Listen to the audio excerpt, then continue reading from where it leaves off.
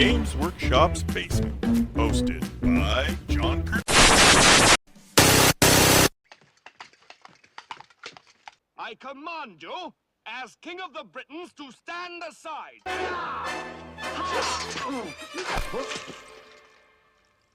Now stand aside, worthy adversary. 'Tis but a scratch. A scratch? Your arm's off. No, it isn't. Well, what's that then? I've had worse. Victory is mine. We thank thee, Lord, that in thy mercy. What is up? Who is ready? I'm ready. Are you ready? Okay, awesome. No, Okay, we're talking about the boys. We're talking about, well, okay, like a couple of these armies are pretty cool. So, a couple of them are pretty dumb, but like we're going to talk about them anyway. I'm going to talk about them in a positive way. Or try to.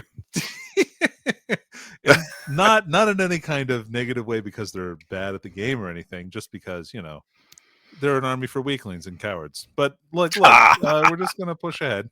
And we're talking about Forces of Fantasy today, Dickie. I'm so excited. Yeah, I know. So Dickie's been sending me Brettonian lists. Like a madman. Chatting a lot about it. I'm super excited to hear like some of his takes on the list and things like that too, because I think I have some ideas, but I haven't studied it as hard as he has. So cool. Let's get started. So there's 5 armies in this one like book. That's awesome. I'm really excited about one that. Better than the stupid bad guys. Yeah. Well, okay. Well, like, look, they even added Tomb Kings to bad guys. Tomb Kings aren't even that bad. They're like that neighbor that, wants to like, homestead on your land. Oh. Like you buy a piece of property and there's a cabin in the way back that like, these people have been living in for generations. Mm-hmm. They're kind of like the hills have eyes. Like that's probably a good way to describe them. Those guys aren't evil, right? They're just they know they're pretty evil. But so speaking of the hills have eyes, we're going to talk about some of these armies, like specifically dwarves in that case. They have eyes. And then we're going to talk about Empire, Brettonia, Wood Elves, and High Elves. The 2 last ones are real chat armies. Only real men play elves. What? Yeah, no, it's true. Actually, You got to be a man to you've play dwarf. never heard that before? No. I mean, I'm surprised. You have that amazingly masculine mustache, and I can't believe you've never heard that before. I more go towards the Empire, but Brettonian and dwarves every once in a while. So. They're both those armies famous for mustaches, so I understand where your bias applies. Just two. Except for this one, dwarves. Let's talk about dwarves first. So let's do this. Yeah, dwarves are cool. So, like, how do they play? I kind of switched it up. I wanted to talk about this first before we start talking about units. Dwarves have a bunch of really good, like their leadership is good. Yep. Their armor is good. Their toughness is good. Yeah. Like they're like little ball bearings. That's how I've always likened dwarves, right? But their weakness is a really big weakness. It's movement. They slow. Like they even have magic a little bit now with like the anvil casts spells. Just like more or less like a level 3 wizard, So pretty good ability that they have there to kind of like do some work even in those phases, which is really fun. Yeah. I don't know. Dwarves win by controlling when combats happen. And what units they don't control when the combats happen. You get to pick that, but they get to decide which of your units actually either make it there because they've shot you to death, or which units come in intact, because like it's a lot different to fight out 3 rounds of grindy combat with dwarves when you have 20 guys versus like 10 guys. So like they can just kind of grind you down that way. Yeah. And that's kind of how they pick up all their points in the end, because the shooting probably isn't going to kill a lot of stuff unless it's like something big, like a monster or something like that. Yeah. I think it's fair to say this is a gunline army, or it intends to be played by a gunline army, right? So yeah, dwarves when they deploy. So the way to play dwarves, and this is like you'll win a ton of games this way. I'm telling you, is you pick one of the corners. Yeah. And so you pick a corner. That's your corner. You don't leave your corner. You don't have to go to other corners. It doesn't matter. Yep. Like you can stay in your corner and kind of dictate when the enemy can hit you if you use some harrying elements like rangers are a great example because they're a little skirmishing unit or something like that.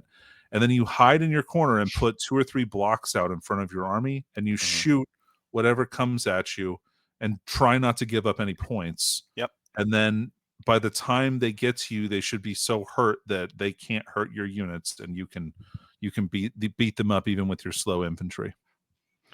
Yeah.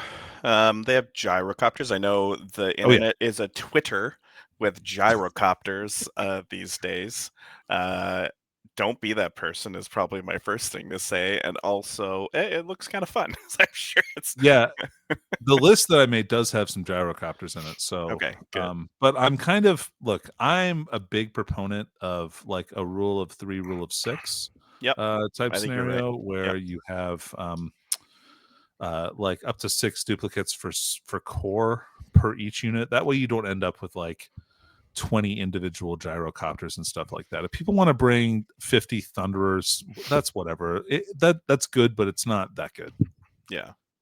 Anyway. Well, yeah, let's dig talk about into their it. units. Yeah. Okay. Yeah. See, look at that. First one on the list there. Man. Little baby gyrocopters. Gyrocopters are awesome. They're fast on an army that's traditionally not fast at all. They have decent shooting. They're skirmishers.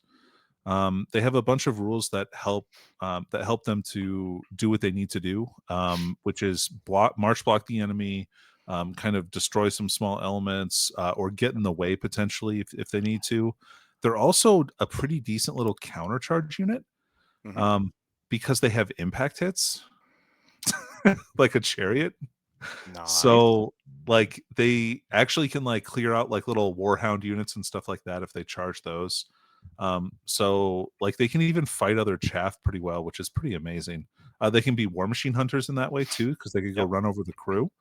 So just a really versatile unit, a really powerful unit, and probably too powerful if you can take like 20 of them, you know. Yeah, they were typically the guys that went out there and move blocked and just caused trouble and delayed things so your shooting could hit home. And you know what? They're probably going to be doing that in this edition as well. Yep. So, either they're doing that, so you can have them individually, or they can be taken in units of up to 6.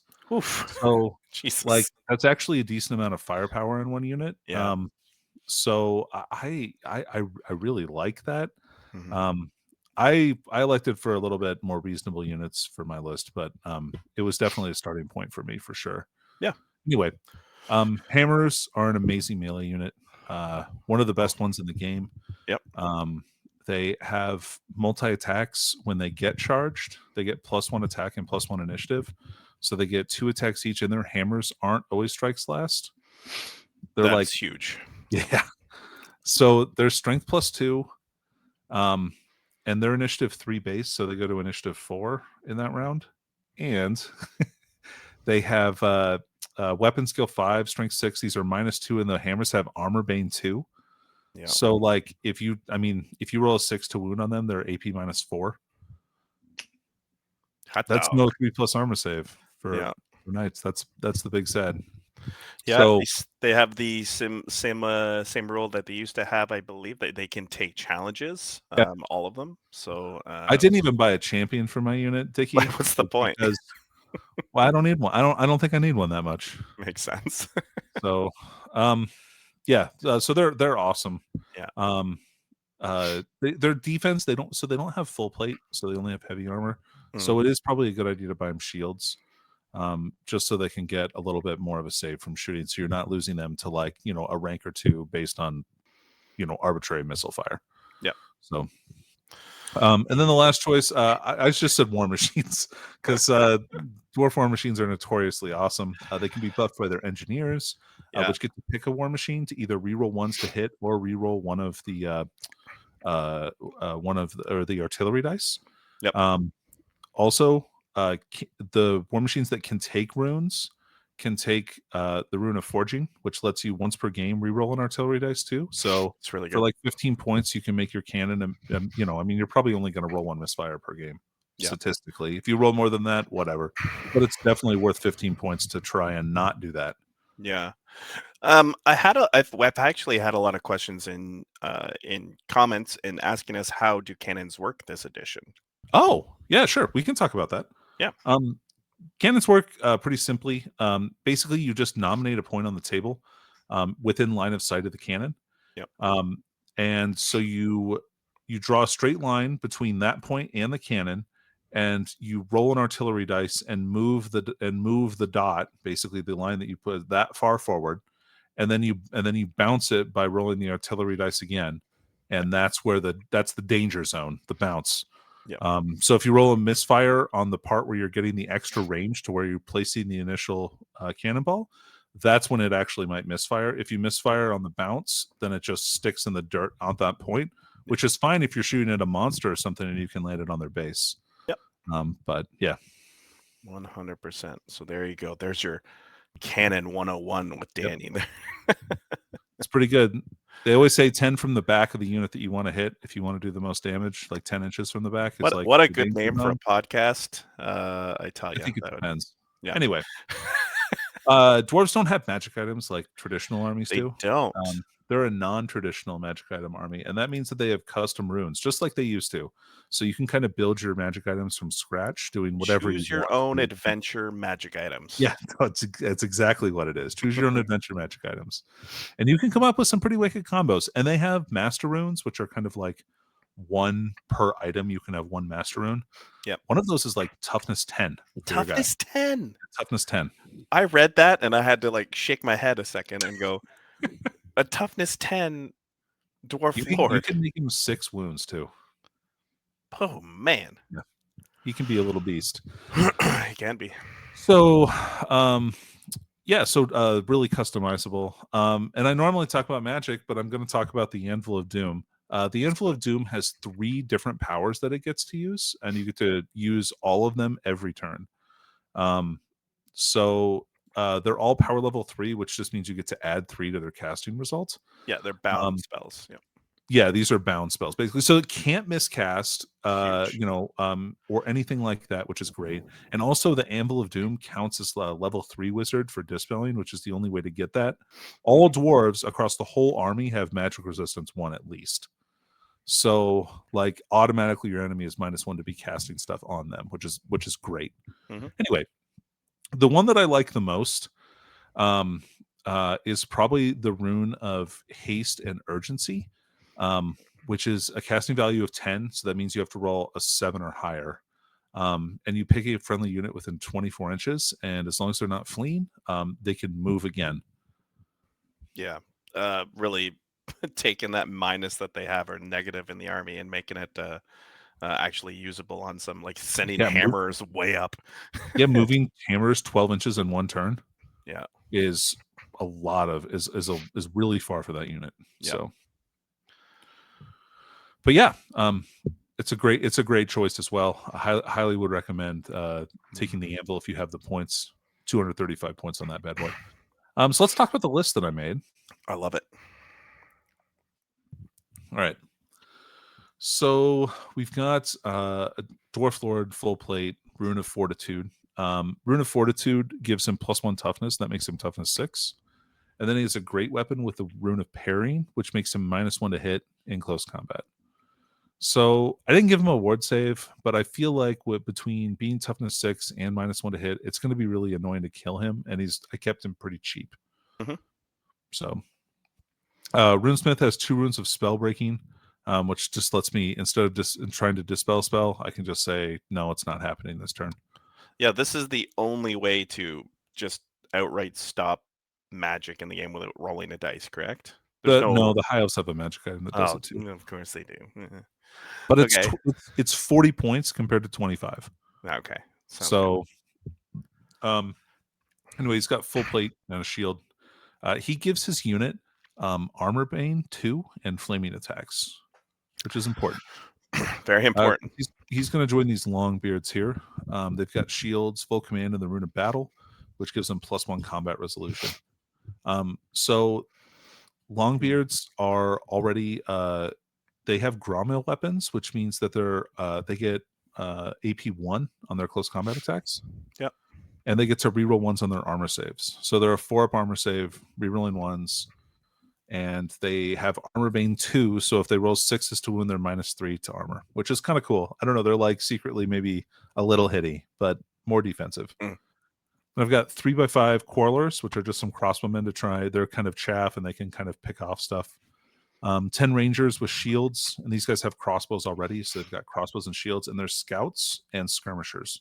So they kind of fulfill a midfield role if you need somebody out there, or they're just a shooting unit. They're also ballistic skill 4, which is really nice. That's really nice.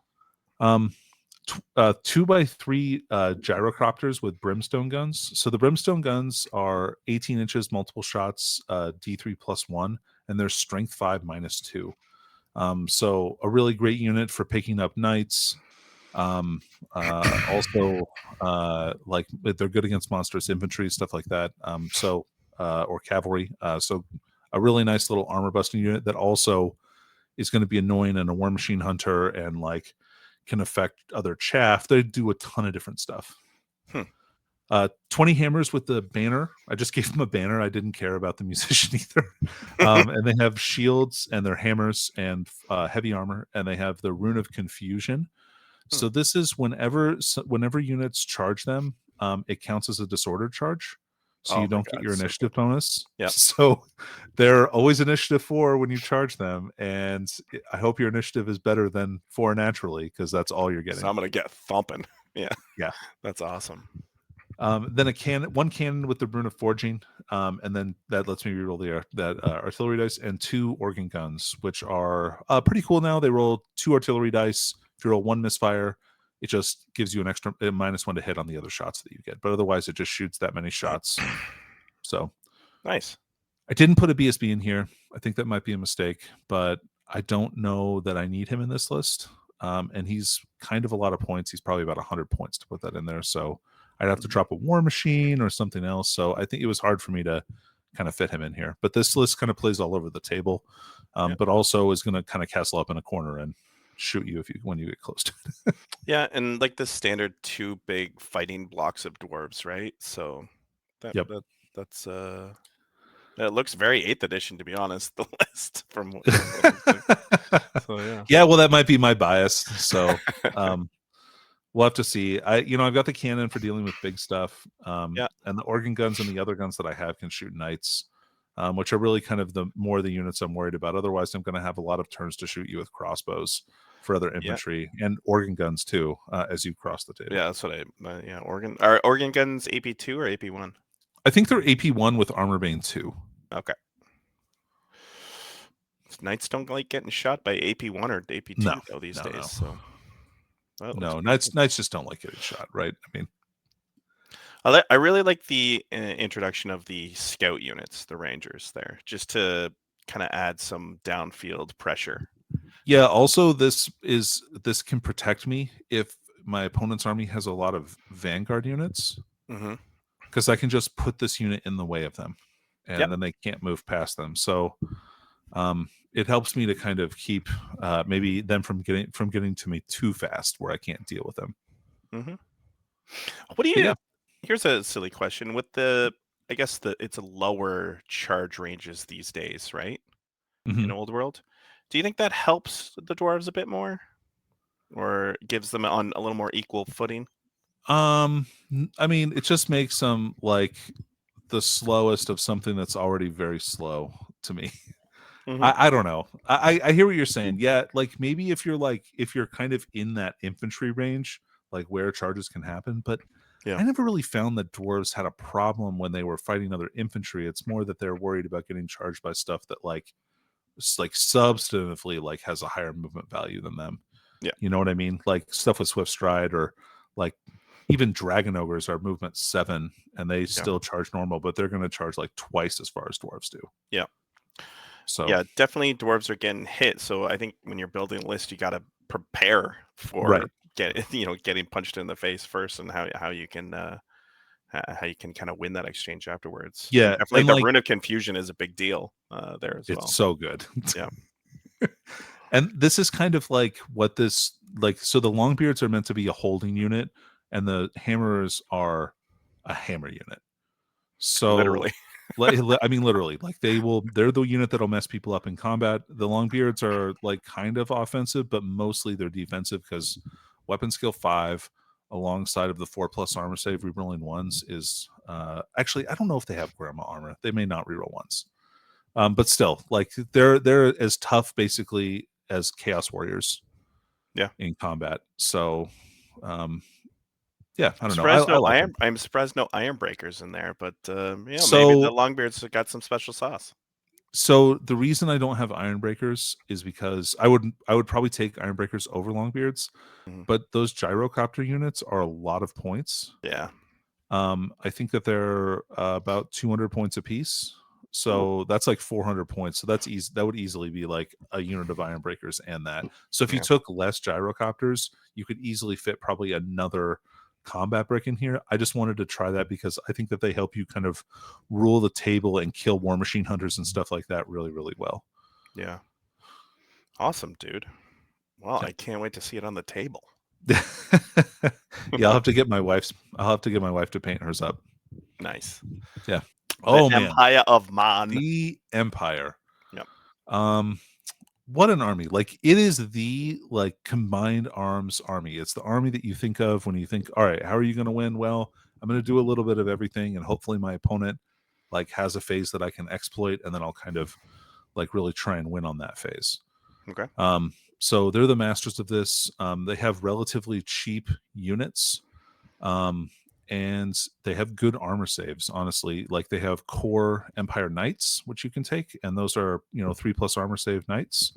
They're weapon skill 4, which is really nice, but otherwise they're pretty inexpensive. They're 22 points a model, which is really good for a unit like that. And they also have counter charge as well, I believe. They have counter charge or first charge. I guess I don't remember which one it is, but they have a really good special, which is great for them for being so cheap. Anyway, the problem with Empire though is Empire's stats like as a whole are very average. They're just men. Like, they're just right. men. They're just dudes. They're just dudes out here doing their thing, like trying to live their life, and like stupid beastmen and stupid chaos keep coming in and breaking down their door, and they're having to deal with it, right? Yeah. But it sucks because they're just dudes, and these guys are like supernatural monstrosities, and so they've got to do what they do. So how can just men, have any hope to win this battle, Danny? Like I said, combined arms, dude. Okay. All right. Empire wins by doing exactly that. Like either they force a bunch of different phases, and you probably won't be able to deal with all of them at the same time, and then they try and do everything to exploit that phase to win the game, right? Because no army can cover every single base, pretty much. Empire do it way better than anybody else. All right. Yeah. So like if you're bad at combat, well, they've got knights. If you're bad at if you're vulnerable to shooting stuff, well, they've got cannons and they've got mortars. If you're vulnerable to blocks of infantry, well, they can bring blocks of infantry, no problem.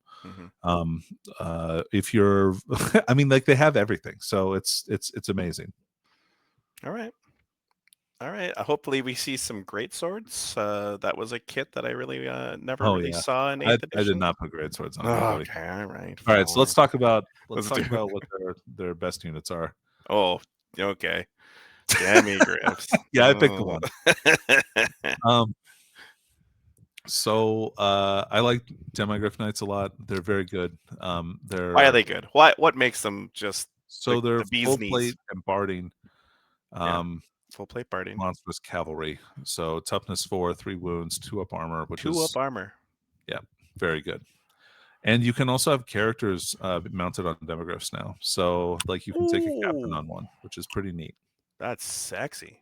Yeah. Monstrous cavalry. They're monster, and also the mounts have crazy good AP. They're like AP -2 with armor vein 2. Right. So, what do in this edition? What do monstrous mounts give us? It doesn't really give you very much. Oh, okay. Yeah, there's no actual intrinsic rule other than the stats of the creature itself that it gives you. It gives you actually a negative rule called it's not Clumsy, lumbering. lumbering. It's like clumsy or something like that, basically. Where you can't join units that are monstrous cavalry or monstrous infantry unless you are monstrous infantry. But Okay. that means that monstrous cav and monstrous infantry characters can join other units. That's fine. Okay. Interesting. So they're just like a big hitty meat shield with a like they have all the things. 2-up save. They hit really they good. can fight they have tons of endurance for a unit, because Yeah. the mounts have such good AP and that doesn't change. Like the mounts fight so well. Their weapon skill 4. Yeah. They've got 3 attacks. Like they fight very well. The dudes on top are just there to give you your armor. And they have a Right. great armor save. So Yeah. they can just sit there and fight for turn on turn on turn. So All right. yep. They don't care if they get charged. As long as they can fight to the front, they can win against most any other unit pretty much. Yeah. Especially if they get buffed from like a priest or something like that, which they can do, which you can do too. So cannons. Okay. The humble cannon. Yeah. It's a cannon. It's a great cannon. So it's the big version. So it's like a D3 plus 1 damage. What's the strength of a great cannon opposed to a dwarven cannon? I think it's 8 I or think 9? it's strength 8. I thought it 8. was. Hold on, I've got it right here actually. Funnily go. enough. Oh no, it's strength 10. I'm sorry. Strength Yep. 10. Yeah, strength 10 minus 3 AP. Multiple wounds D3 plus 1, of course. Yeah. 60-inch range, Dickie. Just in Big case you were range. worried about being out of range. The way back corner. If I needed to hit the way back corner, I got it. Got it covered. Perfect. So, All right. yep, it's 125 points, worth every point, and then it also has grape shot, which is strength 4, minus 1 with armor bane. Artillery dice amount. Oh no, it's just minus 1. I'm sorry. Is it the template or the artillery dice? It's an artillery dice worth of shots. That is cool. But it's auto hits. I like auto hits. Yeah. The humble archer. Archers. Really cheap unit. You can buy them scout. It's like 45 points a unit. It's so cheap. Like, yeah. I probably will put, like, Brettonia has squires, and I put them in every Brettonian list because like little cheap units with bows that can like get stuck up in the middle of the table to like mess up your enemy's plans are very good. Very good. Magic items. Empire has a ton of magic items. One of the ones I wanted to focus on was the Laurels of Victory. I think this one is really cool. Yep. So basically, the person that you give it to, every wound that they do counts double for combat resolution. Oh, that's really good. So you can win combat by a lot with that guy. Oh, that's really good. Which is really cool. Yeah. Oh. I have it in my army list. In fact, shockingly, Dickie, I have it in my army list. Shockingly. I know. You would never suspect that is happening, but look, I'm not a man of mystery. So, just men, they can use manly magic. What manly magic will they be using? So, Empire is weird. Like, it's not like a strong magic is not a strong point for them necessarily, but they're not any weaker than any other race. Like, they just don't have any benefits. They do get to choose between a bunch of different lores for their wizard. I think they get 3 or 4 different lores. They get battle magic. They get elementalism. They get illusion. I'm trying to remember if they get. Oh yeah, no, they get demonology, dark magic, and necromancy. So they get everything except for high magic. Nice. And and wa magic. I mean, that has to be a bonus, right? Being able to bring multiple wizards and have multiple different spell lores. Yeah. Like they're relatively inexpensive. Like they're not the cheapest wizards. They're if you wanted to take a level 2, it's 90 points. But a level 4 at 160 is pretty standard for the different armies, and at least he's like toughness 4, which is nice. A lot of elf wizards still stay at toughness 3. Interesting. So, yeah. They have that, and then they have warrior priests, which is kind of like magic, but they just have leadership based abilities. So they just take a leadership test, and you get to apply one of their prayers. And they have both warrior priests of Ulrich and Sigmar in the book, which is new. Ulrich Oh, very being good. like in the base book is really cool. I really like that.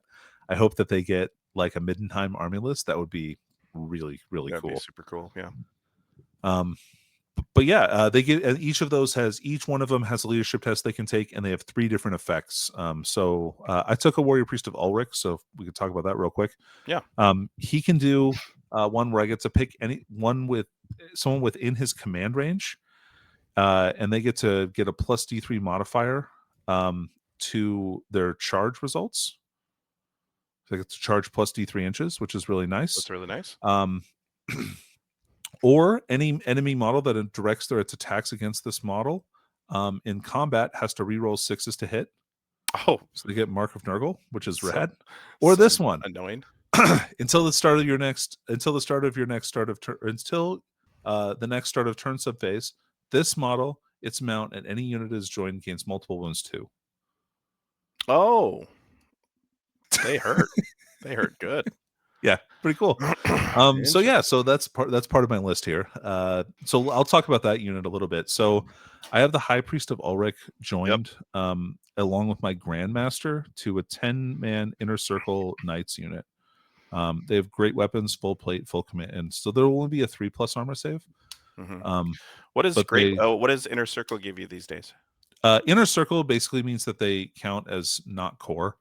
But it gives you reroll 1s to hit in combat for the Seems good. unit. Yeah. Which is really cool to just have that built in. Yeah. The Grandmaster gives them immune to psychology. That's really good. And they're also strength 4 as opposed to normal strength is 3 on knights. So, and their leadership 9. I didn't see that before. And they're veterans, which is really nice. So, since they're veterans, I can reroll the leadership test for my Priest of Ulrich that joins them, Okay. which is pretty cool. That is good. Being a veteran To is make good. the prayer go off, which is on a leadership 8 test. So that's pretty nice. But yeah, they're a great unit. They basically can grind out a lot of different units in the game because it's a 12 strong unit of knights that have a 3-up save or 2-up save against shooting. And I also gave the High Priest, he's got the Silver Horn that lets me reroll one of my charge dice. Nice. And I gave my Grandmaster the Sword of Justice, which is a suitably impressive sounding name, right? It's very I think it's impressive. pretty cool. The Sword of Justice gives him multiple. He already has multiple wounds too. Yeah. And it's strength user, so strength 4, -1 AP, armor bane 1, and I get to re-roll 2 wound rolls with it. That's a big deal. And so with Laurels of Victory and doing multiple wounds, like against, for instance, like ogres or something like that, I could go in and kill I'll kill like 2 ogres, right? Yeah. Let's say I do really well and I do that. That would count for 12 combat res. Yeah. Wow. Just him. Yeah. Or in a challenge, getting double combat res from that, like even my 4 attacks with multiple wounds with overkill, I could do 8 wounds in combat with him that way. And that would count for, 16 wounds. That's a big deal.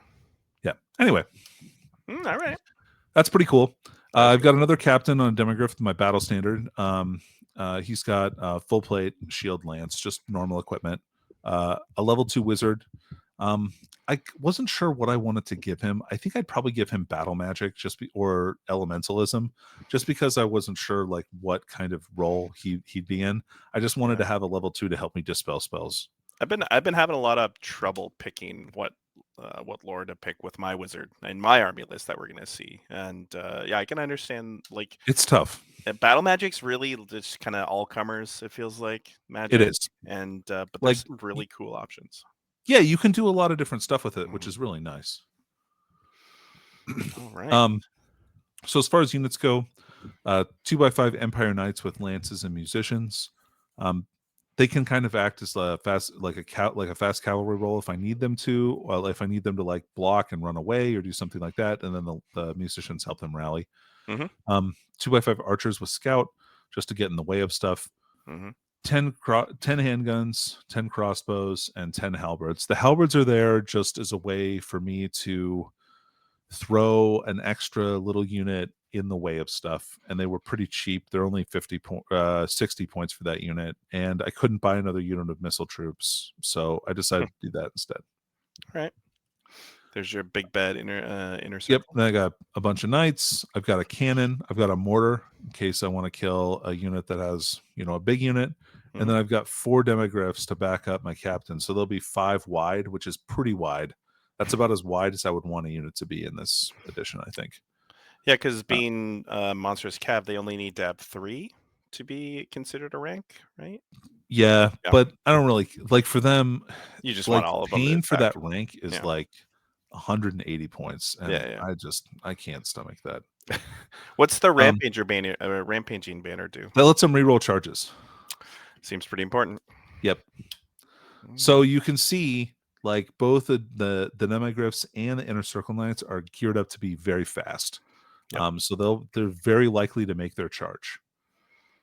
With plus D3 inches to either of the units that I need them to be from the High Priest of Ulrich with his prayer. And then re-rolling one of the dice on Swift Stride movement 7, or re-rolling all the charges on the demigryphs all the time. So it's got a couple of fast missiles to hold people up. Yeah, and it's got enough shooting to kill off the screen of the knights and for the demigryph, which is important. So yeah, I like it. What does a mortar do these days? So it's a large blast template. Mm. Its strength is I think it's strength 3 on the. Hold on, I got it right here. I know the middle is strength 6. Oh no, that's right. It's strength 2, but it's minus 2 AP with armor bane 1. Okay. And then if you get under the middle of the hole, it's strength 6 minus 3 D3 multiple wounds D3. Okay. So you can even try and shoot at a dragon or something like that, and you probably wound it on a 4. Yeah. If you hit, that's not bad. Most things you're wounding on like 5, 6s. Yeah, 5s or 6s. But if you get those wounds through against infantry, well, yeah, for infantry, wounding things on 5s, and with the big with that plate, many, because it's large blast, so you're probably going to get like 10 or so hits. So you'll probably kill 3 or 4 dudes. Yep, that's not bad. And they're pretty cheap. I think they're like 65 points. That is cheap. Yeah. So interesting. Anyway, no, they're 95 points. So yeah, but still, I still think it's worth it. Even against cavalry, like if you can do wounds with that, like against toughness 3 cavalry, you're making them save on 5s. Maybe like half of them will be 5s, half of them will be 6s because of armor bane. So yeah, I don't know. It just is a take on all comers list. I was trying to make it pretty balanced. So it does a bunch of different stuff. I didn't take the steam tank. I still don't like spending. I know as I say this with my giant freaking knight unit, I'm like, yeah, I don't like spending 265 points on one unit. Clearly, that's not the case. Yeah, the steam tank's a little different these days, right? It's not the same. It's 265 points. It's got 10 toughness 7 wounds, which is not bad. Nope. Still unbreakable. It does impact hits and it does stomping. It does stomps. So basically, it has stomps every turn and impact hits when it goes into combat. But it doesn't get to keep doing impact hits. Okay. It just, anyway. But it has like a steam gun and a steam cannon, so it does a bunch of different stuff. I mean, it's pretty cool. I just don't know. I just worry. I always worry about taking a single model that costs so many points that only has D3 plus 1 strength 6 hits. And they're minus 2. But it could get stuck with like a unit of 10 dudes for a couple of turns, and that would be, it's not shooting, it's not doing anything else, which is why I don't rate it super high.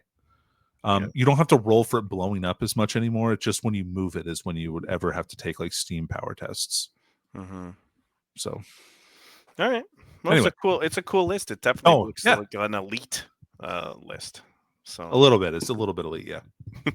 Very cool. Let's talk about Brettonia, Dickie. I know you're dying to do this. Yeah, I've loved Brettonia all my life. They were kind of my second love, I guess. And then they got run it when I got super serious into fantasy. They were the big box set that I picked up, and I was super excited to paint them. And I painted all my knights different colors. It took like 20 years, I think, or 20 to 15 years.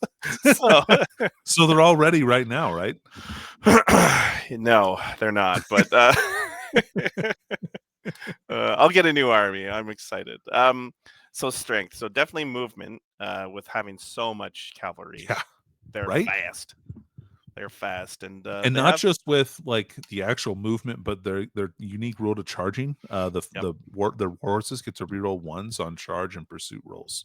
Yeah, they're very fine war horses, so they deserve the reroll. The finest. Yeah. Armor, well, they don't necessarily have any 2-ups in their army. They have a whole bunch of 3-ups. So I think that it does stack up. You do have the peasant mob that helps you out with numbers and rank bonuses, but for the most part, you're bringing knights to do the walloping. Yeah. But you know, But 3-up, like generally speaking, over your army is pretty good. Pretty good. Yeah, pretty good. Most things tend to be like -1, so you're going to be saving on 4s. And keep in mind, Bretonnians get to pray at the beginning of the game, relinquishing first turn, but they get the blessing of the lady, and that blessing of the lady gives them a 6-up ward save. And if it's strength 5 or more, then you get a 5/6 on top of that. So, Which is awesome. it is a big deal. Very similar to how Chaos works right now. Chaos Warriors of Chaos. Weaknesses. Model count. Well, yeah. So when you have big chunky lances of knights, you don't have too many bros. Right. Yeah. You have a bro deficiency, if you will. You have a bro. You're under broed. And I think I think you hit the nail on the head. Ongoing combats were always and will always be the issue with Bretonnians, because once they break their lance, they're just a man with a simple sword. Right. And that horse is not a hippogriff, or it's definitely not a griffin underneath them, so it's not going to be doing tons of attacks. So yeah, I think with the no so the lance goes in, does its damage, kills a whole bunch. There's no step up these days, so you're not going to get a lot of attacks back. Hopefully, you're going to win that first round of combat. But after that, it's going to be a dicey sitch for sure. Yeah, right. And that's kind of the thing. Like, if you only get them to push back like 2 inches because they passed their test, that's really bad for Brettonia. They need you to fall back in good order so they can keep charging you next turn. They do. Like, they need to keep doing that. Otherwise, like, if people actually pass, like, it's a really bad time for them. Yeah. The good news is a lot of Bretonnian knights have first charge. Which help that a lot. And what that means is at their first charge of the game, they disrupt the opponent. So you're a lot more likely to cause a fallback in good order. So yeah. Yeah, and it might be good, like, tactically, right? Like, and this is kind of how they win, is to kind of keep having these consecutive charges. Yeah. So, like, having little units in reserve that you can, like, throw back in to, like disrupt people again is really cool. If you get bogged down, you know. Oh, you're gonna get bogged down. Oh, you're gonna get bogged. You're gonna get bogged down. How do they win? Well, unlike Empire, they can't really rely on the peasants to do a lot of damage. Not really. So they kind of have to do the big gallant charge right down the gut of the the enemy, and just ABC, hope it goes baby. well. Yeah, always be charging. Which is an awesome way to play fantasy. And the good news is they can move very fast, and they have cool rules to be able to increase the charge range as well as give them more consistency. So they're really good at it. So yeah, that's how they win. No big changes there. Fair enough. All right, what units did you pick? Well, knights, dude. Duh. I like Knights of the Realm. I like Knights Errant Yeah. too. I think they're both good units. Yep. Questing Knights are totally good. Grail Knights are questionable a little bit. I just think there may be a few too many points for 1 wound, 3 up armor save models. Like 40 points is a lot for a single dude. Yeah, I've always been a giant fan of questing knights. I don't know if they're going to work in this edition. They I do think they have will. I they think do they're have good, man. great weapons, and they do have the strike last keyword. But the good news is in this edition they take that that 1 initiative, but then they can add the charge bonus to that. So Right. they will be fighting at initiative 4. So they are an interesting knight option. Obviously, they don't have the same problem with the whole lance. They keep on hitting after the first round. So if there's enough of them, of course, and they're able to. And take of course, Questing Vow gives you stubborn too, so they can kind of stick around. They're kind of like the one knight unit that can just kind of like, all right, we're gonna chill. We're gonna chill and keep on swinging. Yeah.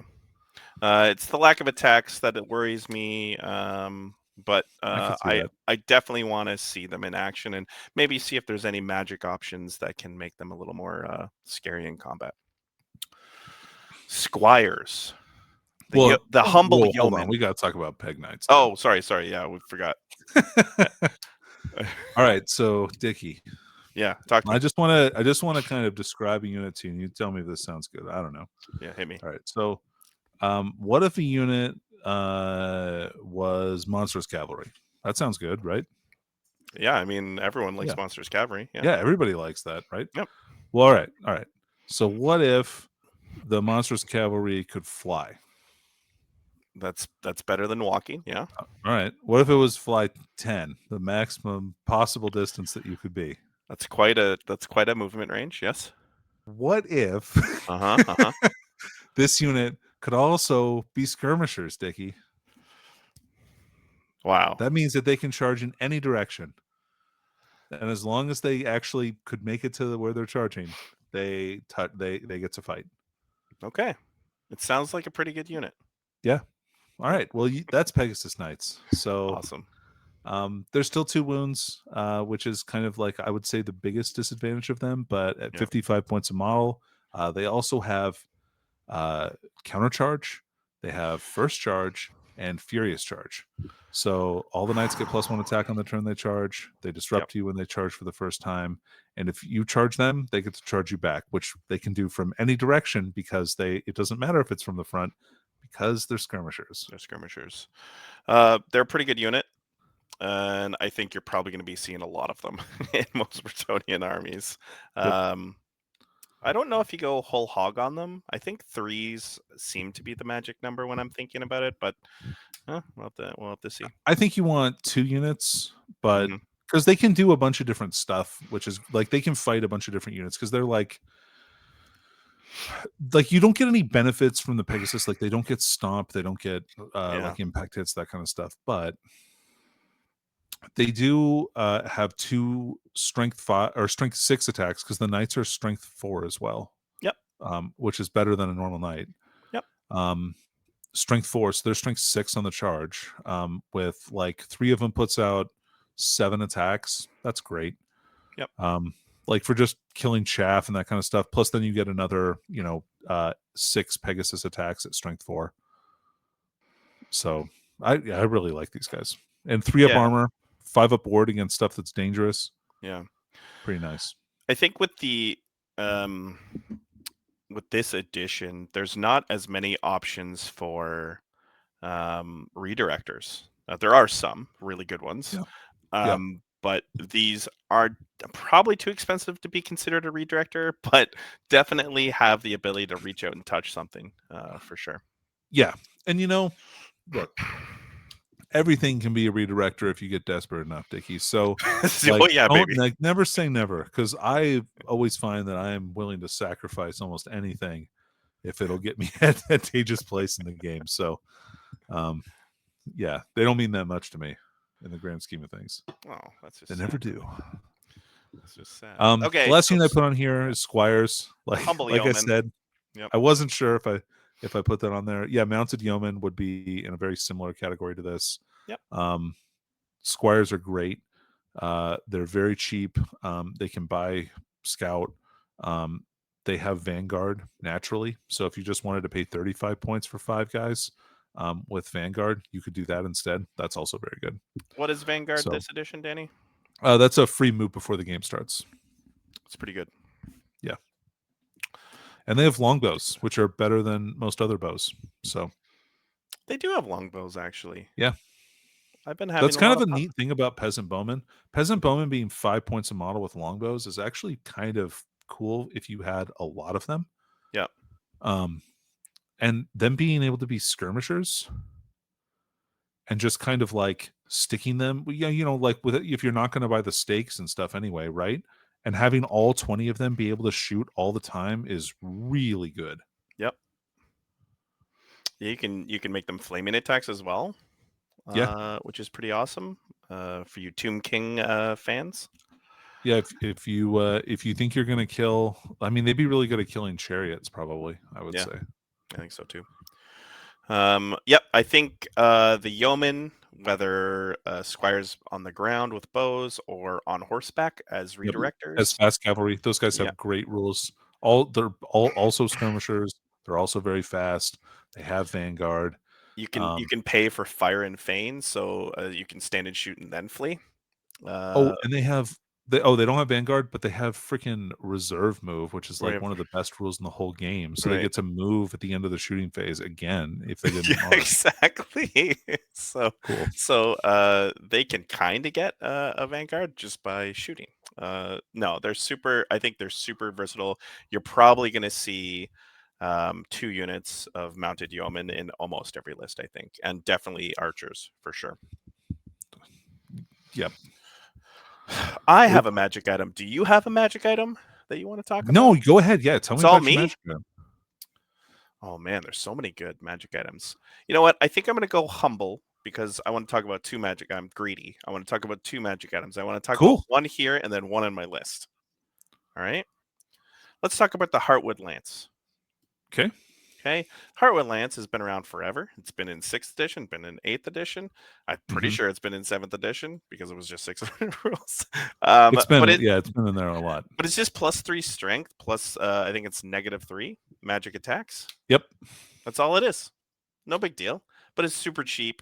It works perfectly with Virtue of the Joust. Right. By the way, Brettonians have 13 different virtues that you can customize their characters with. Right. And they're all so many. They're all very good. We'll talk about one in my list, but we're for the most part, you're going to be taking them to do better. So characters being able to charge better, or for instance, there's one that you can go into a unit of peasant bowmen or peasants to give them your leadership, which is super awesome as well. So this one's great, right? Yeah, go. It's 70 points. It gives you anytime you charge, it gives you plus D3 attacks and hatred of everyone. So you get to reroll misses in the first round of combat. Like, turns out rerolls and more attacks is really good in this edition. Yeah.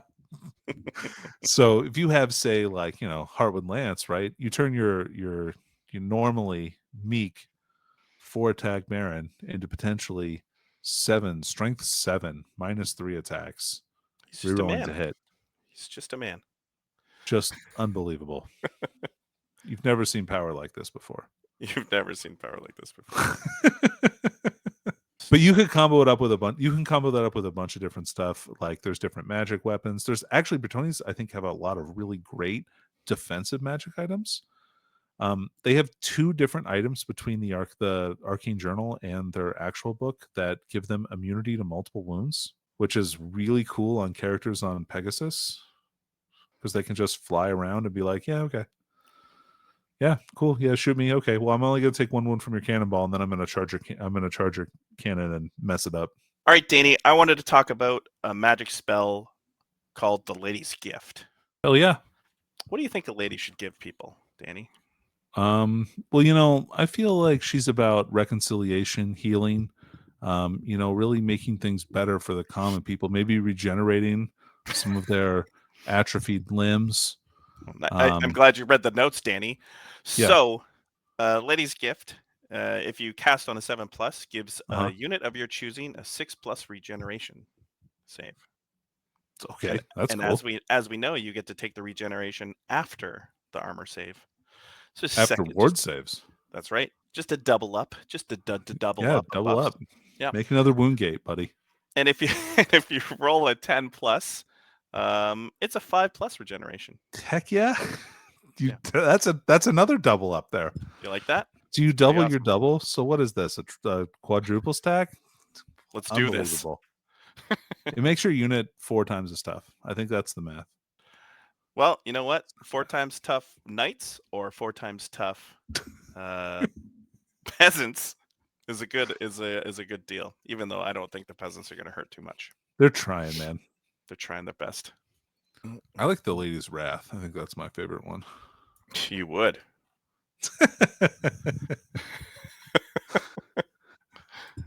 Talk to me about Lady's Wrath.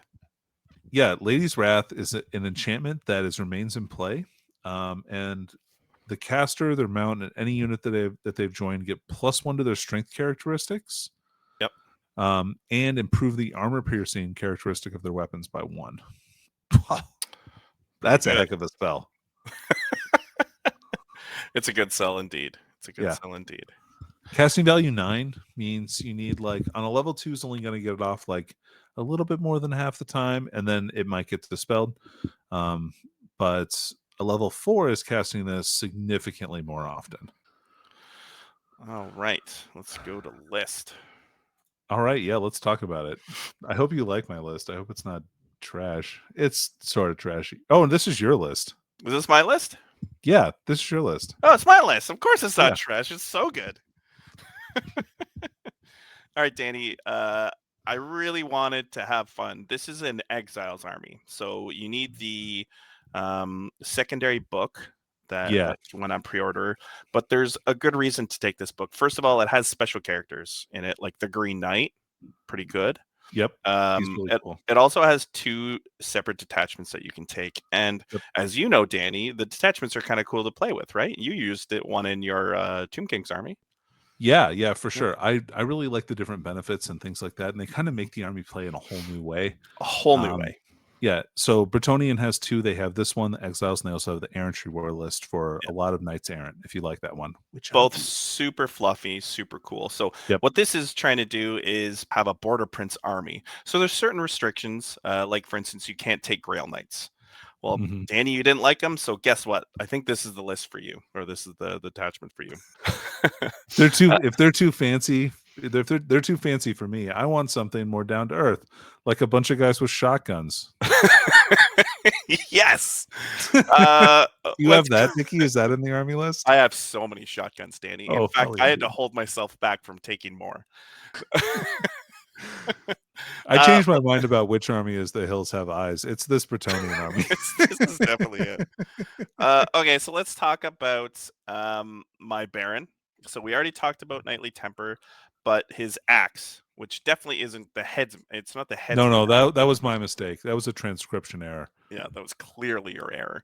I'm pulling up the name right now. It was something lame. I think it was just like something axe. It's the Frontier Axe, dude. The Frontier Axe. He's your character. Your Baron on Royal Pegasus is Paul Bunyan. He's Paul Bunyan, yeah. He's also super awesome at killing things. So he's just a normal Baron, just running through his life. He's got the Knightly Temper, so you get your D3 extra attacks. He rerolls all hits on in combat. But the Frontier Axe gives +2 strength. So he's going to be strength 6 and -3, so -3 to armor saves. Pretty good. It's a magical attack and it's multiple damage too. AP -3 and strength +2. That's pretty nasty. This guy's cutting down some trees, bro. Oh yeah, and he's gonna kill some guys. He's gonna kill some guys. And you know what? That's why I put him on the Royal Pegasus, because I wanted him to be fluid and be able to move around the terrain and the board as he see fit. Now my Paladin, He's okay. He's just a battle standard bear. I wanted to note the one cool thing about Bretonians is battle standard bears. You don't have to pay for the upgrade Yeah, it's because free. it's just free. So that's a big deal in a points It's really game. nice. He's got the virtue. That's a 25. Your army is actually 2025 points actually. And Right. so you may not be cheating with the rules, but in your heart, you know you are, Dickie, by taking that free battle standard. Virtue of the impetuous knight. What this rule does is it gives it to the whole unit, which is awesome. It increases your maximum possible charge by 3 inches, just a flat 3 inches. And that charge, you get to make a plus D3 modifier to the result. Nice. ABC, baby. Yeah, and with impetuous, you may not have a choice. Yeah, so what is the impetuous rule? It can't be that bad, right? Well, if you roll a dice during the charge phase, if you roll a 4 or better, you're good. You can do whatever you want. If you roll 1, 2, or 3, though, you have to declare a charge if there's a unit in charge range. Huh. Even if it's at the very end of your charge range and you might not make it, you still have to declare the charge. All right. And then charge your actions. Yeah. Okay. Oh, interesting. Well, he's impetuous, and that's why I made the list, and that's what I'm going to gosh darn play with. So, hey, but look, they're going to go into something, and they're probably going to make it because. So okay, so like the math on this always works out. Max charge range. Well, I guess for yours it's going to be different. Yeah, because that might be weird. I still think it's good. You just have to kind of really. So what you would have to do with this unit, I think, is block it off with your other friendly units, and you've got mounted yeomen and that kind of stuff that can do that. So I wouldn't really worry about that. I think that's still a good unit. He's going to be fine. He's obviously going in with some Mounted Knights of the Realm. I really like Mounted Knights of the Realm. They have first charge. They have counter charge. Man, they're super awesome. They're cheaper than the other options. There's obviously no Grail Knights in this list because it's an exile army. I wasn't brave enough to put my questing knights in there. Maybe Danny can help me with a questing knight army one day. Absolutely. But man, oh man, I love me some Mounted Knights of the Realm. We missed the Outcast Wizard. Sorry. I had such trouble with the Outcast Wizard. Again, like you, what spell lore does he bring? Yeah. And he can take like anything except for high magic or Wa magic too. So it's one of the cool reasons that I wanted to bring this list is because I wanted to feel like Brettonia, but I also kind of wanted to have a new feel to it, right? So, and that Outcast Wizard really does that. He's not perfect. He's got the Silver Mirror. What the Silver Mirror does is it actually hurts things if he dispels. So he rolls 3d6 on the dispel, and if he gets you, then he causes a hit on you. I think it's a strength 4 something. Let me see. Yeah, strength 4 -1. Yeah, on a wizard. That's really and nice. usually they don't have a lot of armor, right? So no, it's wizards a nice can't usually take armor at all. Yeah, so it's usually a nice little thing. Some spellers I was thinking about was the battle magic. Being able to give a unit of my shotgun wielding hillbillies reroll 1s to hit is really good. As well as I was even looking at the demonology, being able to give a unit like extra attack and hatred and stuff like that is you can make those yeomen like pretty nasty. Yeah, exactly. So I think it's an interest. It's something I'm gonna have to play with and see. Also, there's a lot of teleportation spells that you can take advantage of, like that knight with the headsman axe, or the not the headsman, the frontier axe. Being able to teleport him anywhere on the board, pretty good. That'd be pretty scary because it's going to be really hard to avoid a charge from that model, especially if it teleports into the right place. That's right. We have 15 bowmen. They have volley fire, so they can shoot in 2 ranks, which was my thought. I gave them full command. I'm kind of rethinking that, but oh well, full command. And they have the stakes. I really like stakes in this edition. It actually converts a disordered charge to unit charging them. That's pretty cool. Which is super awesome. They also have fire arrows because screw Danny's undead things. I want to set them on fire. Rude. So, yeah. All right, dude. I see how it is. Yep. Well, challenge. We have 20 yeomen or men at arms. They're yeomen. These guys are better, right? Like, yeah, they are because better. you have the These are, special ones. yeah, they hit a bit better.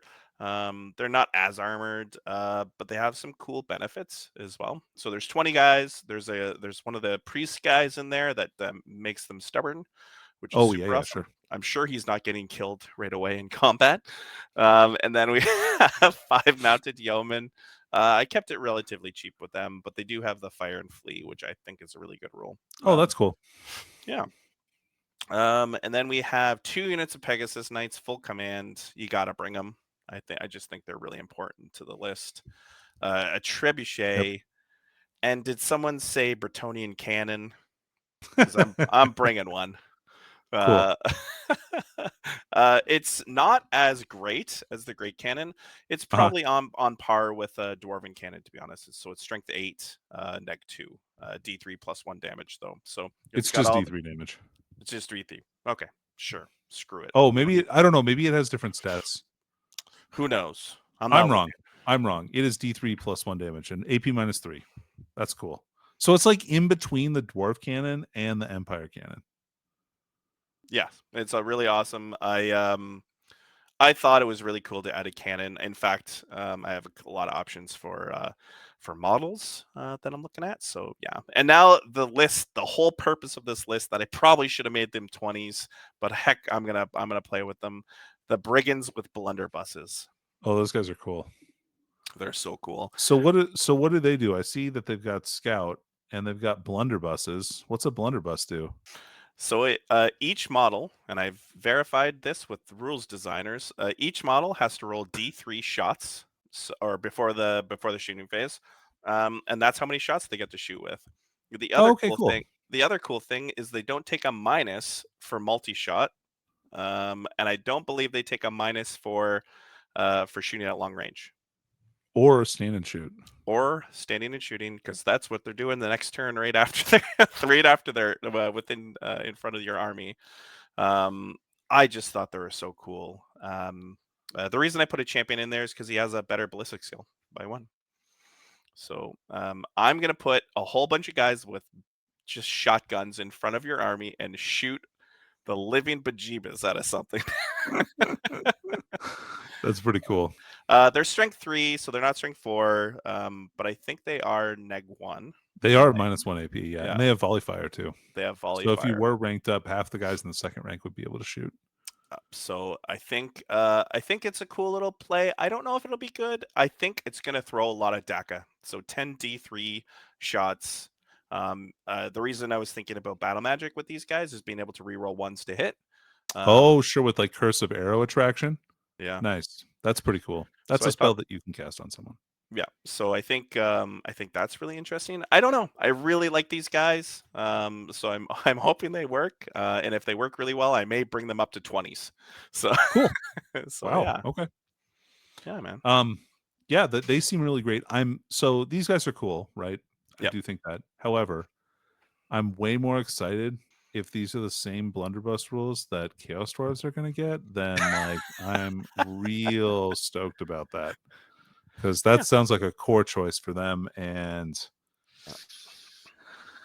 yeah, that sounds pretty nasty. 12-inch range is rough. 12-inch range is rough. Thank God they scout. They actually, you can either scout or vanguard them. And they're skirmished in this instances as well. So just wanted to have them. They're going to be shooting 1 turn, and they're going to be standing shooting the next turn.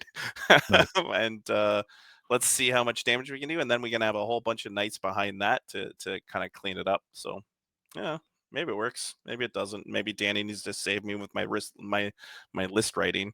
I think these guys are cool. You should definitely try them out. I don't really know how I feel about them. I feel like they're good. Like I would definitely take 1 unit. Yeah. I don't know that I would take 2, but I would for sure take 1 because they do a lot of damage. Yeah, they're for 10. There's for 10 of them, they're only 95 points for 10 with all the jank on them. So it didn't feel like that was a huge ask. I'm still trying to figure out, like, it feels like the characters in the Brettonian army are super pricey. So being able to fit your big beefy characters in and enough stuff to play the game, it seems to be the balancing act. So yeah. Yeah. I think that's tough. I think a lot of people focus character heavy. I don't know that you have to, but it's going to be an interesting balancing act, deciding like which direction you want to go. All the armies that I've played so far have had level 4s in them, so I haven't tried to make the concession of only having a level 2 yet. So I'm interested to see how that affects my army list when I play an army like that. Like, I think that that'll be a really big change for me, not being able to like control all my opponent's magic quite as well as I have been. So yeah, tough choices to make, because you definitely want a fighting lord for the leadership, because leadership is across the game lower, I would say. So yeah, you definitely want a lord level character to, like, a leadership 10 or leadership 9 guy if you can. 100%. Cool. I like the horse. Every time there's a picture, there's always the horses look so scared. They're just like, what the hell? Well, yeah, dude. Horses just want to eat plants, dude. They don't want to get in fights. Yeah. Is it you that have a thing against horses? I hate horses. It's because they're too weak and stupid, even though they're twice the size of people and 4 times like a million times stronger than a person. But yet they're still slaves to us. Well, they're just dum-dums. Big idiots. Okay. They smell terrible. God, I hate the smell of horses. They don't smell terrible. You hate the smell of horses? I hate horses' smell. Ugh. All right, hey, look, we're into we're into real armies now. Done with the Brettonians. Move past the Maginot Line. Right into the Wood Elf realms. Okay. Forest of Lauren. What a beautiful place. We got beautiful people there. So strengths of Wood Elves. Wood Elves have insane movement and great shooting. They have a lot of arrows that are magic, and they get to choose what those effects are by paying points for them. Okay. The weaknesses, they are the most fragile army in the game. There's many units do not have armor, don't even have the option to buy armor. Yeah. Like, they just don't have that stuff. There are some ward saves scattered across the army, and there's a couple of units that are tougher, like Treekin or Treemen. So you have some options there, but how are those blunderbusses going into these guys? How's that going? I'm gonna shoot those guys so much before they even get anywhere close to my elves. I'm telling you that right now. All right, fine, that's like target number 1. You could charge me with knights, I don't care. Like, but I'm gonna kill those blunderbuss guys, because those guys will, because the guys with shotguns are like super effective against elves. Yeah, they are. It's hard to dodge a shotgun blast. Another weakness is toughness, you said. So I mean, same thing, right? Yeah. So like this is a combination of one huge weakness is fragility, right? Yeah. We're not talking about snowflakes here. So these guys, they win by kind of playing very skirmishy. So they move around the table. They really try and kind of set up charges in really important ways, so that they aren't taking any hits from their opponents. So they're moving kind of around the flanks of units or out of range of shooting and that kind of stuff. Like, that is their MO. They're very like hit and run, and then they kind of come together for like a big charge to try and get points, usually in the last turn or 2 of the game, where they try and run down the enemy after they've weakened them by shooting them all game long. Okay. Ideally, that's how they play. Your goal as their opponent is to catch them and make sure they don't get to do that. Step on their LV heads. Yeah. Got it. Yeah, step on their heads. Yep. So the 3 best units. I like 5-man archer units. I don't know, what can I say? Okay. Deepwood scouts are amazing. They're already evasive. They already have scout. They're ballistic skill 5. You can take 2 units as core choices. They're skirmishers. Like, they fill all the right void. They're just an awesome unit. You can pay for other things like fire and flee and that kind of stuff if you want to. You don't have to.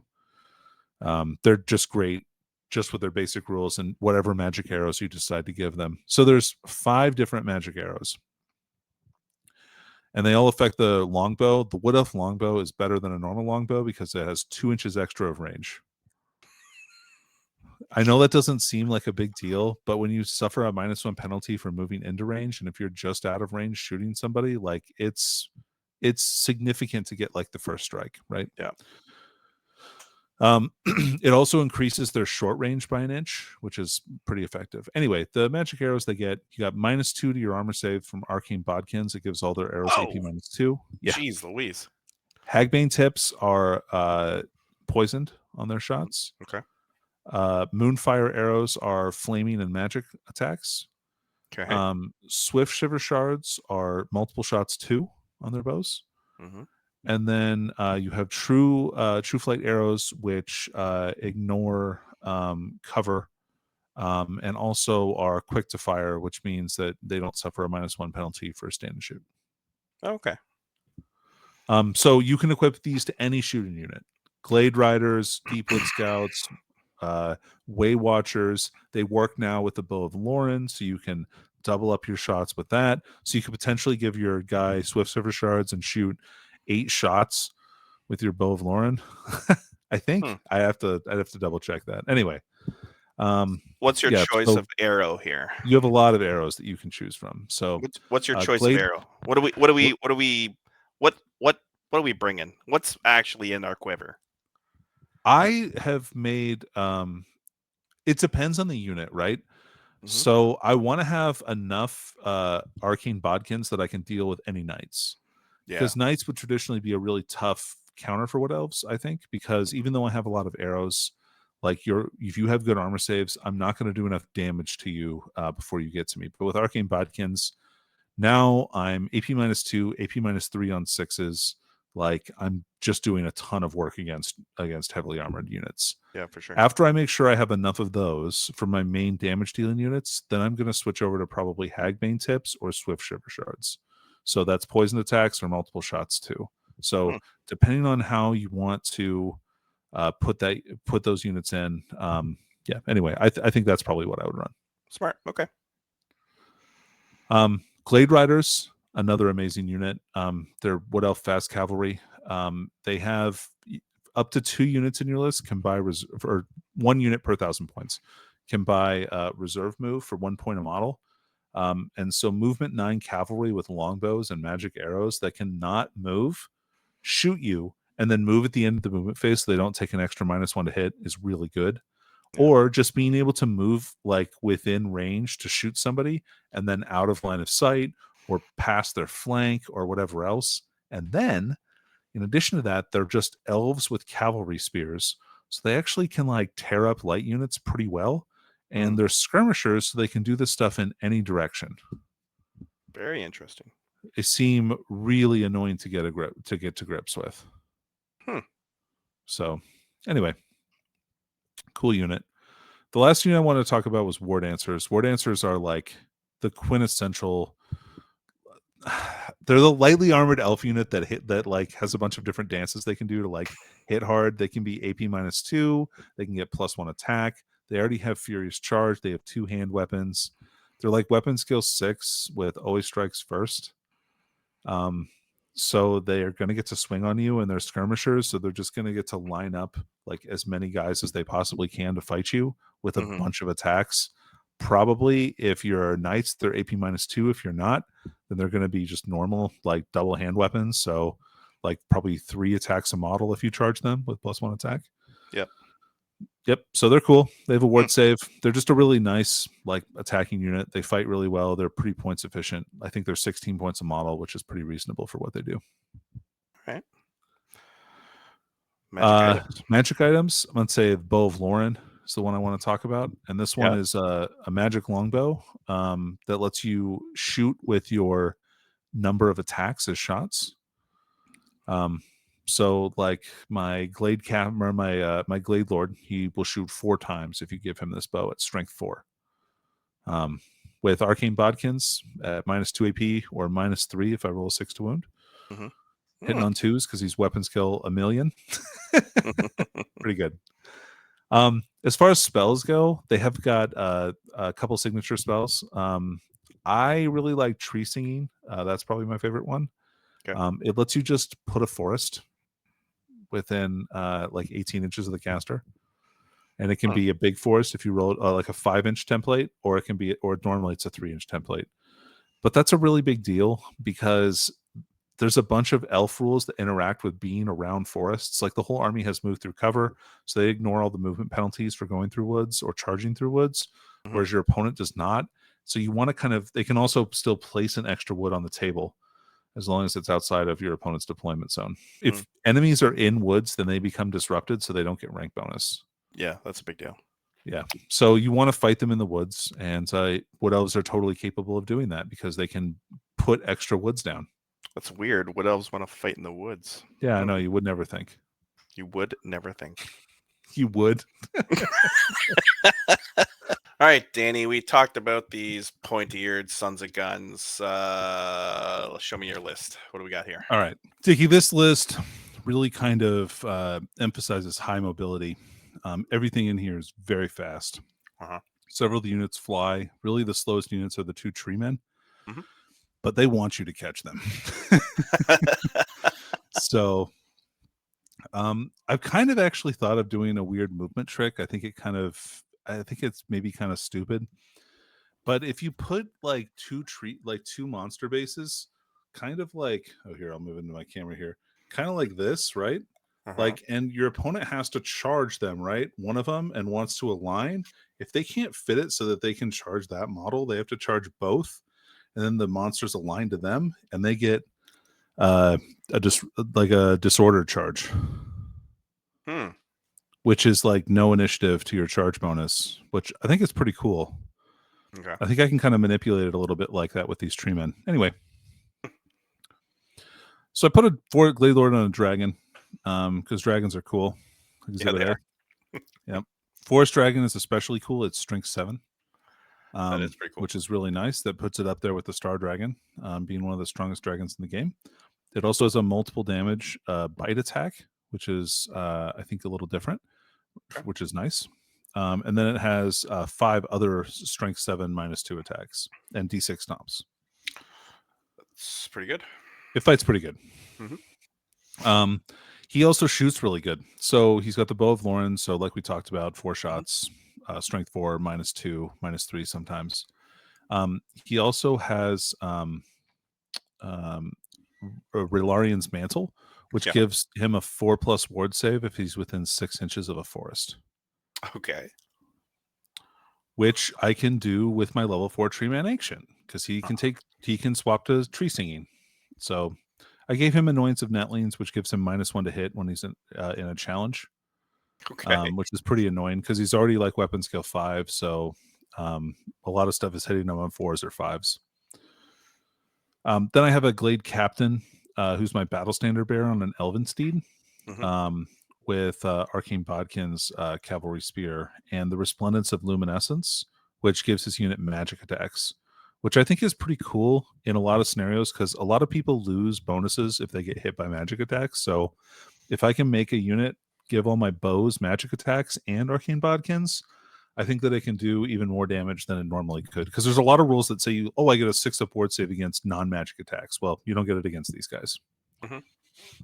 So then I have a unit of 5 Glade Guard with Hagbane tips. So they have 5 poison shots because I have to take 1 unit of Glade Guard. Otherwise, I probably wouldn't take these guys if I had to. I think I'd probably take more Glade Riders. Maybe not. I don't know. Glade Guard are fine. Like their points are fine. They're just not the best choice, especially when I can take other stuff instead, like Deepwood Scouts, because they're just better in almost every single way for just a few more points a model. And so I took 2 units of those also with Hagbane tips. Yeah. So the goal of these guys is to kill war machines or monsters, because poison attacks means I auto wound on 6s to hit. So toughness 7 stuff doesn't really matter. And I can just do like the extra little bit of chip damage to those big things, which is really, really helpful. Then I have 2 units of 10 Glade Riders. These guys have full command and, they have Arcane Bodkins as well. Okay. So these guys have a bunch of AP -2 shots, and they're going to ride around and shoot people with bows and just try and stay out of like charge arcs until I can combo charge with them and like a dragon or one of the tree men to try and break some units that way, because they can do pretty good like that. Now, they're like 19 points a model, and they don't have an armor save. So you have to play them very, very carefully especially if your opponent has units with like bows and that kind of stuff that can like actually do a bunch of damage to you. So Shotguns. Yeah, or shotguns. So the goal against units like that is to never have them get close to you. If you can block them out with your scouts, which this army has a lot of. The nice thing about the Glade Riders is they also have reserve move. So these guys can move after they shoot. So you can move into range of somebody like that you want to shoot them, and then move back out of range. So they can do some shenanigans like that. Nice.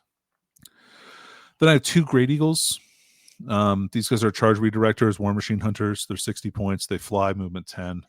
So they're pretty cool. Just a chaff unit. They can beat up little units and stuff like that. They have 3 attacks now. I was pretty happy about that. And a stomp. And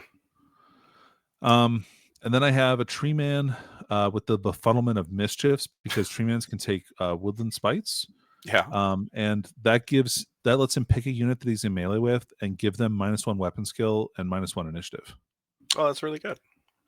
Yep, especially since these guys both have tree whack, which makes people take initiative tests, or they take D3 auto hits at the monster's strength value with no armor saves. So pretty good. He just hits him with a big branch. Yeah, just gives them the big whack. Nice. So this is a really finicky, finessey army. I think it's probably kind of hard to play. Yeah. I tried to play it the other day unsuccessfully, but I think if I would have played it, like if I would have deployed a little bit better, I think I could. Definitely a match I could have won. So I don't feel that it's like bad or anything. I just needed to not be bad. Well, the dragon's super scary. The dragon's scary. The tree men are pretty good in combat. It shoots a lot of shots, but like can be very like hard to get to terms with, really. Yeah. So the arcane bodkins terrify me as a Bretonian player. Yeah, there's like 25 arcane bodkin shots in this list. So and the tree men shoot too. They have strangle roots. Nice. So yeah, anyway. Okay. It's a fun list. I really like it. I'm going to play it some more. I might make some changes. Like I might give the Annoyance of Netlings to the dragon, just because that makes him even more annoying if he's -1 to hit in challenges and weapons go 7. I think that's going to be make him a lot harder to hit. So interesting. Wow. Anyway, interesting concept. Yeah. Nice. Yeah. So the next army, another great army, Dickie. You know, like we're just hitting all the greatest hits here. We got High Elves, the noble inhabitants of Ulthuan. Could be the most hated army in recent years. I don't understand why people don't like these guys so much. It's not as bad as everyone says it is. All right. It's dumb sometimes, but it's not as bad as everyone says. Danny, you sell me. Sell me on these guys. Okay. Dickie, High Elves have 2 strengths and 2 main weaknesses. Number 1, strength. They got initiative for days. They've got a bunch of units that have really high initiative. They get Elven Grace for an additional +1 initiative. They, some of their elite units are initiative 7. Wow. But all of them, like on the turn, they don't charge on the first round of combat. So that can beat sometimes charging first units or units that have charged. In fact, if you're not initiative 4, you're not going to get to go before sword masters in combat. Even if you charge them at 4 range. Could be a problem. Yeah. Oh no. So yeah, that's really good. Their magic is awesome. They're the only army in the game right now that I am aware of. And this may change with the release of Lizardmen that has access to high magic. Okay. And high magic has a bunch of really good spells. I really like one of their spells gives the unit reserve move and ethereal until the start of your next turn, which means it can't be you can't hurt them with non-magic attacks, which is pretty wild. And they move after they shot. There's also like Courage of Anarian is like unbreakable on one of your units, which is super good. So like you can do like that's one of their signature spells. Really good magic. Also, their wizards get to re-roll a spell cast every single turn. Each one of them does. That's just one of their rules. So great magic. And when I say initiative, I also just mean stat line. Like their non-physical stats, not weapon skill or not strength or toughness, are high. Yeah. So like weapon skill is high, initiative is high, leadership is high, all that stuff is good. Okay, but how do you They're the beat high these elves, guys? man. How do you beat these guys? Well, so one of their main weaknesses is their character limitations. Unless you buy a specific honor for your fighting characters, you can't put them in a lot of your combat units. Mages are limited to which units they go in. So, like for instance, unless you're the general, you can't, or have the white lions, the Therese honor, you can't go into white lions. Unless you're unless you have the lore master or the warden of Safri or a mage, you can't join sword masters. So like all these units have really specific character limitations for which character can join which unit, which can make it kind of hard to put characters where you want them to be without giving them, having to lock them into specific equipment and stuff like that. That's definitely a limitation. Also, they're a low toughness, low model count army. So they're an elite army with low toughness, and their armor is okay, but it's not, I wouldn't say it's good. They only have 1 2+ armor save unit and dragon princes. Maybe characters on a dragon can have a 2+, but I don't even think that's true. Anyway, so they win, kind of like Empire, but more elite. So high elves are a pretty good combined arms army. Like they have good shooting, they have good ballistic skill longbows, they have repeater bolt throwers, they have fast cavalry that have great shooting, they have decent shooting and magic. They can do that, but they also can fight. They have some really great fighting units. So they win by being combined arms, but more in like an elite fashion than Empire would be, for instance. Okay. If that makes sense. Yeah. So top 3 best units. These are my favorite units. Yeah. Dragons are cool, man. They have the dragon mage. The dragon mage is like fine. He's not great. Like he can't take high magic, so you have to stick him with battle magic or elementalism. So that's kind of a bummer. It would be nice if he could take high magic, but he's a pretty good value if you just want another dragon in your list. Otherwise, you can take mages on moon dragons or sun dragons, and you can take your elf lord on all 3. He can take the star dragon, which is the one of the biggest dragons in the whole game. You can really buff him up. It makes him hit very hard. It's like D6+1 snobs from a star dragon, and it's I think 6 weapon skill 7, strength 7 attacks from the star dragon too. So he's a hitter. Then we have Phoenix Guard. Have you heard of those guys, Dickie? Unfortunately, yes, I've heard about them. Yeah. Well, you know how your halberdiers get you can pick when you have your pole arms, you can pick between having fight in 2 ranks and using them kind of as halberds. Yep. Well, what if you could just do that with both of the weapons like all the time? Like be a you lot could better. just use both of the profiles. You could get fight in 2 ranks and have halberds. Seems pretty good. That's Phoenix Guard. And they have full plate now. So that's pretty cool. And they have they're stubborn. They cause fear still. They're immune to psychology. They get a 6-up ward save against non-magic attacks and a 5-up ward save against flaming attacks. So seems good. Yeah, they're pretty good. I really like that unit. They've got great initiative too. Swordmasters. People are going to talk about these guys. They're pretty nasty. They have strike at initiative, AP -3, magic attack, great weapons. So they have a lot of weapon skill. The plus side is they're only 1 attack a model. Yeah. And if you can get them with initiative 10 stuff, it really hurts them. Yeah. They're still only elves with a 5-up armor, toughness 3, unless they become ethereal. And if they become ethereal, I don't know what to tell you, man. You're just gonna have to get some magic chariot attacks in there or something, or some always strikes first magic weapons. I think don't fight them if they're ethereal if you can help it. Because, unless you have magic attacks, I guess. Yeah. Yeah, unless you've got a lot of magic attacks, like your demons or something like that. Tear them up. Yeah. Anyway, yep, they're good. Magic items. Okay, they have a 30-point talisman that's a common magic item, which means that you can give it to multiple characters, which gives them a 5+ regen save called the Seed of Rebirth. So you can stack that if you already have a ward save like on your characters. We'll look at that in my magic list here. or my army list. I definitely have that combination. Mhm. And then we have like you can just put it all over your army, which is amazing. It's so good to have something like that that doesn't take up a slot, and you can stack it with other things. So you could take that and the Talisman of Protection on a character and just have a 5-up, 5-up. Like, and then take Armor of Destiny in that on another character and have a 4-up, 5-up. So it just gives you some really nice options. Yeah. My favorite spell is called Val's Unmaking. And you can cast it into combat. You get to pick a character out of a unit and destroy one of their magic items if it goes off. Seems pretty good. Love it. Yeah, you got that character fighting your Ethereal Swordmasters with the magic weapon? Nah, bro. Not anymore. I don't think so. Not anymore. Good luck with that. Womp womp. So, pretty good.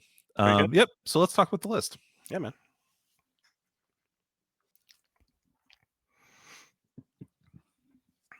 So I found my list was getting too elite. Okay. And I had to drop my Star Dragon for a Griffin. I still think the Griffin is cool. It gives him 5 wounds. And he's got Armor of Destiny, so he's got heavy armor with a 4-up ward, and then the Seed of Rebirth for a 5-up Feel No Pain. Jesus. Yeah. And then Pure of Heart gives him reroll Panic Test within 6 inches of him. It's free, so you can just give it to one of your guys. That's pretty cool. Yeah. I've got a Noble Battle Standard Bearer. He's like my Seaguard character. He's got full plate, shield, a war bow, the Dragon Helm, which gives him an extra armor save. So he's got a 2+. And then he's got the Seaguard Honor. And Seaguard have a really cool rule where they can, when they get charged, reduce or add ranks to their unit. So they can reduce their frontage by 5. And they can reduce their frontage by 5 and then or add to their frontage by 5 when they get charged. So they can really kind of like stand and shoot you with 10 wide and then reform to be like a block as the charge reaction, which is pretty cool. So I've got the Seaguard in here for that. 5 Silver Helms with Musician and Champion. Then I've got 20 Seaguard. They've got full command shields and the Razor Banner, which is great because they've got spears. They can fight in extra ranks. Any 6s they roll to hit, the Razor Banner gives them Armor Bane 2. 2 units of 5 Illyrian Reavers with short bows and musicians. These are fast cavalry. These guys just run around the table. They just get in the way of stuff and be really annoying. Maybe shoot some extra bow shots. And they're also elves with spears. Yep. 14 Swordmasters. This is where my Archmage goes. I gave him the Silver Wand. The Silver Wand gives him an extra spell. So he's got 5 spells, which lets him cast 5 spells, which is awesome for 15 points. A unit of 3 Tyrnok Chariots. This is a unit I just wanted to try because I think they're fun. You can take them in units of 4, and you can put a character in with them too because they're not heavy chariots. So I think that's kind of a cool unit. I don't know. Yeah. And then 2 Eagles for redirection and 2 repeater bolt throwers. So this is a total combined arms list. It's got a couple of hitters in the Swordmasters and the Tyrnok Chariots, and the Prince on Griffin can absolutely kill stuff and be tough. So he can hold people up if you need to. And then it's got a bunch of magic. So yeah, it's got a bunch of different tools at its disposal. I would imagine High Elves are expensive as things to buy. Like, looking at your list, it feels like a very small elite army. Yeah. Okay. But they're all really good. Yeah, no, that's what I mean. Yeah, so they're all super good. So they all do the thing that they're supposed to do very well. Those Swordmasters are going to be awesome as ethereal. Rock yeah, that's totally where that Archmage is going. He's going to chill with that. So gross. Okay. Yeah, all these armies are really fun. They seem really great. I'm super excited about playing games into all of them, even Dwarves, because I don't think they're quite as locked into their deployment zone as they were before, which I like. With gyrocopters being so good, I think that kind of takes them out of their deployment zone a little bit, and that kind of adds to the play style. So yeah, I'm really excited about this. Good luck finding those gyrocopters to put into your list. I know, yeah. Yeah. Oh, man. But they're cool. And the plastic kit's really nice. It is really nice. It is really nice. Hey, so if you like the content, click that subscribe button, hit the notification bell, make sure that you get notified when we're releasing reviews like this. We're going to keep doing these. Hopefully we get to do one for some other stuff soon. I think we're going to try and continue the series, but we'll see how timing works out on that. Mm-hmm. But the plan is to move forward. The planet. What do you think is next? What do you think you want to dig into? I think next? we want to do I think we kind of want to teach the rules to somebody. So okay. We'll see. I want to teach John how to play because John just got a Brettonia box, and I want to kind of explain the rules to him through the lens of that, which would be pretty cool. All right. I'm sure that'll go great. Yeah. Yeah. All right. All right. Well, thanks for joining us, and we'll see you next time. See you guys. It's time to step into the grim darkness with nerds gather talking Warhammer madness. Grim After Dark, the podcast with the hosts John, Danny, and Val, but they're not the most. Claiming to be experts, but it's all a facade. Talking about battles and dice rolls, they're all odd. Trying to sound cool with their Warhammer talk, but I'm here to expose it's all just squawk. Nerds, everywhere I see talking Warhammer this, like it's a decree. But let me tell you, homie, it is all just a game. In the real world, homie, we are not the same. So put down the dice, step out of the dark. It's time to live life, nerd, make your own mark. Grim After Dark, the nerds playground. Talking Warhammer this, acting all profound. But when I listen, it's all just a bunch of noise. I love roasting nerds and their stupid ass toys. Stupid ass toys, I wanna grab them, put my hands around the neck, squeeze, Warhammer squeeze, until they can't breathe again. Tell a friend, I'm out here roasting nerds again.